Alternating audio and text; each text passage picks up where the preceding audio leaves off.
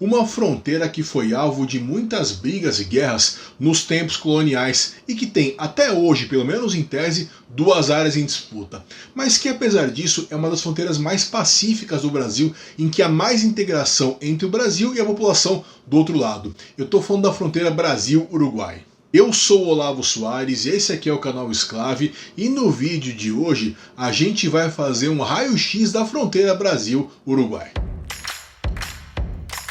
Esse vídeo é o quinto da nossa série das fronteiras internacionais que o Brasil faz. Já fizemos vídeo da fronteira do Brasil com a Argentina, com a Bolívia, com a Guiana e com a França. Isso mesmo, o Brasil faz uma fronteira com a França. Eu estou colocando aqui em cima uma playlist com todos esses vídeos.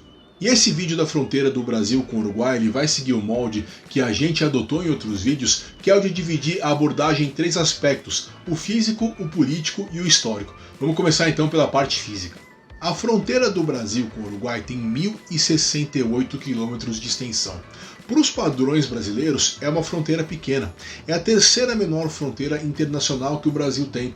As duas menores estão lá na região norte. Uma é a fronteira do Brasil com a Guiana Francesa e a outra a fronteira do Brasil com o Suriname, essa sim a menor de todas.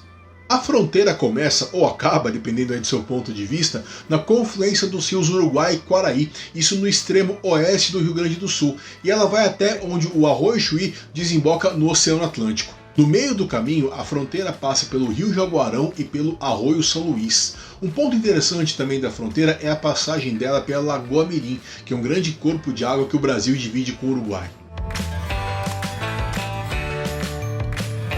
A Lagoa Mirim ela é muito interessante não só porque ela é parte da fronteira do Brasil com o Uruguai, mas também porque ela tem um status jurídico único no Brasil, único que ela compartilha apenas com a Lagoa dos Patos do Rio Grande do Sul. Essas duas lagoas são especiais, tão especiais que a gente fez até um vídeo para contar tudo que envolve elas. O vídeo está aqui em cima, dá uma olhada. Mas continuando a falar da fronteira Brasil-Uruguai, um aspecto interessante é que a quase totalidade da fronteira é marcada por uma paisagem natural tranquila, sem grandes acidentes geográficos, sem nada muito extremo que marque um ponto e outro. Isso é raro da gente encontrar em fronteiras, até porque em muitos casos as fronteiras são estabelecidas justamente em torno desses grandes fenômenos, para diferenciar o que fica de um lado e de outro. Uma frase muito boa do jornalista Sérgio da Costa Franco, que morreu em outubro de 2022, define bem o espírito da fronteira Brasil-Uruguai. Nenhuma grande cadeia de montanhas, nenhum intransponível curso d'água, nenhum deserto ou pantanal inabitável separam o Brasil do Uruguai. E ao revés, tudo concorreu para aproximar cultural, social e economicamente os dois povos, e o resultado final foi uma área de interação intensa. Grande parte da fronteira entre o Brasil e o Uruguai é a fronteira seca, em que linhas imaginárias repartem os dois países. Em outros lugares, a fronteira é marcada por um rio pequeno, e em vários pontos desses rios há pontes que ligam os dois países. Isso é um gancho perfeito para a gente passar para a segunda parte do nosso vídeo, que é a abordagem da fronteira pela parte política, pela parte institucional. A fronteira entre o Brasil e o Uruguai é formada aqui no Brasil por um único estado, que é o Rio Grande do Sul. É uma das duas únicas fronteiras que tem apenas um estado participando. A outra fronteira é a fronteira da França, da Guiana Francesa, que é formada apenas pelo Amapá. E aliás, essa é uma outra coincidência que une o Rio Grande do Sul e o Amapá, né? Porque assim, são dois estados muito longe um do outro, mas ambos os estados fazem divisa com apenas um estado do Brasil. O Amapá apenas com o Pará e o Rio Grande do Sul apenas com Santa Catarina. E os dois também, nesse caso, fazem parte de fronteira internacional, eles monopolizam, entre aspas, uma fronteira internacional. São 12 os municípios brasileiros, ou mais especificamente gaúchos, que fazem a fronteira com o Uruguai. Eles são em ordem alfabética: Aceguá, Bagé, Barra do Quaraí, Chuí, Dom Pedrito, Herval, Jaguarão, Pedras Altas, Quaraí, Santa Vitória do Palmar, Santana do Livramento e Uruguaiana. A população de todos esses municípios é de 467 mil habitantes. Mas isso não quer dizer que todos esses 467 mil habitantes vivem uma integração com o Uruguai. Isso porque em algumas cidades, como Bagé e Herval, o centro da cidade, o núcleo habitado, está bem longe da fronteira. Eu falei agora há pouco das cidades, disse que algumas são mais integradas do que outras com o Uruguai, e entre elas está Uruguaiana. Bem, Uruguaiana, é claro que Uruguaiana vai estar integrada com o Uruguai, né? Então, não. Na verdade, Uruguaiana é bem integrada com a Argentina. é que o território de Uruguaiana é muito grande, ele pega tanto a fronteira com a Argentina quanto a fronteira com o Uruguai, mas a parte habitada de Uruguaiana está ao lado da Argentina, e onde tem a fronteira com o Uruguai não é uma parte que tem muita população. São 6 as cidades do Brasil que são mais integradas com o Uruguai. Elas são Chuí, Jaguarão, Aceguá, Santana do Livramento, Quaraí e Barra do Quaraí. Essas 6 cidades são o que a gente chama aqui no Brasil de cidade gêmea. O conceito de cidade gêmea está bem explicado em outro vídeo aqui do canal, que eu estou deixando aqui em cima. Dessas 6 cidades gêmeas, 3 delas têm a fronteira com o Uruguai delimitada por um rio, e aí há pontes ligando os dois lados. Essas cidades são Quaraí, Barra do Quaraí e Jaguarão. Já nas outras 3 é a fronteira seca, e aí tem aquele esquema de ter algumas ruas, praças e tal, em que você nem percebe se você está num país ou está no outro. Essas são Chuí, Aceguá e Santana do Livramento. No Chuí, a principal avenida se chama Avenida Brasil, do lado uruguaio, e Avenida Uruguai, do lado brasileiro. Já em Aceguá, a integração é tanta que os marcos de fronteira ficam colocados ali no meio da rua, como se fossem uns monumentos qualquer. Aliás, vale ressaltar os nomes dos vizinhos uruguaios de Chuí e Aceguá. Preparados? Vamos lá então. O vizinho uruguaio do Chuí se chama Chuí, e o vizinho uruguaio de Aceguá se chama Aceguá, apenas com adaptação à grafia na língua espanhola. Chuí é com Y no final e Aceguá é sem acento. Essa coisa de lugares vizinhos com o mesmo nome não é tão rara assim não. Tem nessa região do Chuí, de Aceguá, mas também envolve vários outros lugares do Brasil e até em outros países. Isso foi tema de um vídeo aqui do canal, o vídeo está aqui em cima.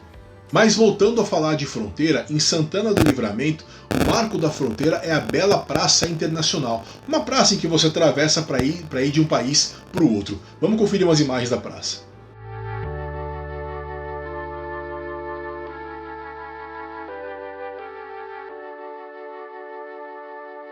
Essa praça divide Santana do Livramento com a Uruguai Rivera. Ela foi inaugurada em 1943 com a presença do então presidente do Brasil na época, o Getúlio Vargas. Outro momento importante e marcante ali para Santana do Livramento e Rivera foi a Copa América de Futebol de 95. Essa Copa América foi sediada pelo Uruguai. E o Brasil jogou em qual cidade? Jogou em Rivera, ou seja, jogou ao lado do Brasil. A seleção brasileira ficou concentrada em Santana do Livramento e os jogos do Brasil, que eram teoricamente no Uruguai, eram como se fossem no Brasil, só dava brasileiro no estádio. Agora a gente vai passar para a parte histórica do vídeo. A gente vai entender como a fronteira entre o Brasil e o Uruguai foi formada. Eu vou só pedir antes para todo mundo deixar um joinha aqui no vídeo, lembrar também quem não é inscrito de se inscrever no canal e convidar vocês para participar do Clube de Membros do Exclave. Por apenas R$5 por mês, você pode ajudar o nosso trabalho a crescer e ter o seu nome em destaque no fim do vídeo, ok? Vamos continuar. Para a gente entender a dinâmica da fronteira do Brasil com o Uruguai, a gente vai ter que voltar bastante no tempo lá ao período colonial. Como eu falei lá no comecinho, o histórico da fronteira entre Brasil e Uruguai é de muitas disputas, tanto disputas judiciárias, disputas dos tribunais, como de porrada mesmo, de guerra propriamente dita. Na época do início da colonização, lá em 1600 e pouco, tanto Espanha quanto Portugal tinham interesse em dominar a região. E uma tática que os dois reinos faziam era de fundar cidades, para marcar a posição, para dizer, olha, eu estou aqui, isso aqui é meu.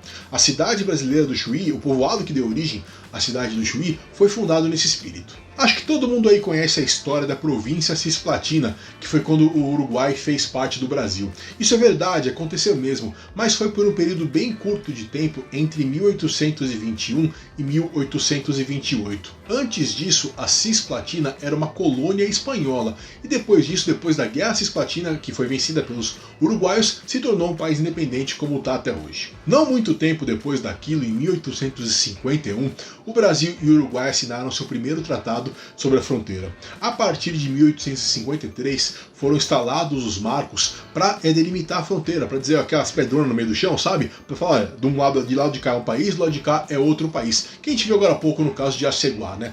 Em 1909 foi assinado um tratado que definiu de maneira definitiva como estão as fronteiras até hoje. Existem debates hoje em dia sobre o que é a faixa de fronteira entre o Brasil e o Uruguai. Não a fronteira propriamente dita, mas a faixa de fronteira. Qual que é a região que deve merecer uma proteção jurídica especial por estar próxima da fronteira? Há agricultores uruguaios que contestam o que eles chamam de invasão brasileira, uma grande compra de terras por parte de brasileiros no território uruguaio.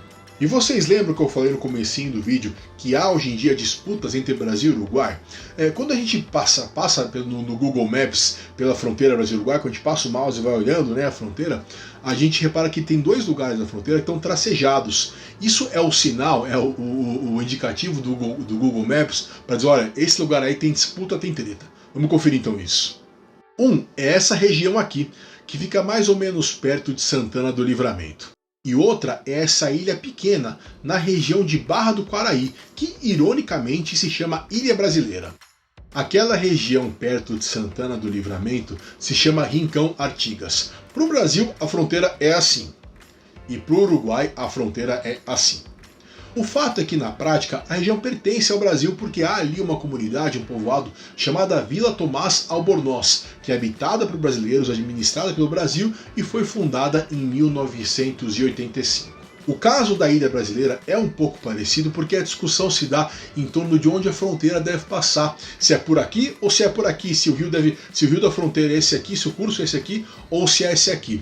A Ilha Brasileira está desabitada desde 2011. Ela tinha apenas um morador, o seu Zeca, e ele morreu naquele ano. Desde então, a ilha está desabitada. Tanto a Ilha Brasileira quanto o Rincão Artigas são contestados pelo Uruguai, mas isso não tem motivado uma disputa na prática. O Uruguai não está interessadíssimo nisso, não está movimentando tropas ou mesmo diplomatas ou qualquer coisa que o valha. Na prática mesmo não há disputa em torno das regiões.